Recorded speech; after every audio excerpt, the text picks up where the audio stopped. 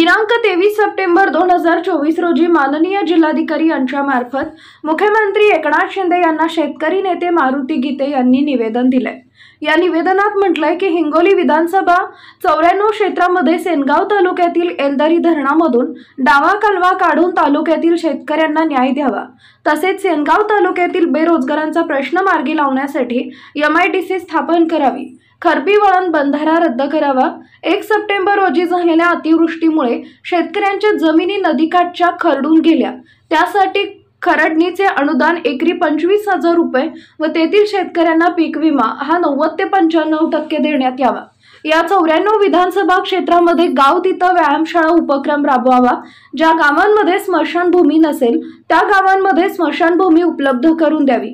वरील सर्व मागण्या विधानसभा क्षेत्रातील शेतकरी व सर्वसामान्य जनतेच्या हिताच्या असून त्या योग्य आहेत, तरी निवेदनाची दखल घेऊन तत्काळ येथील जनतेला न्याय द्यावा।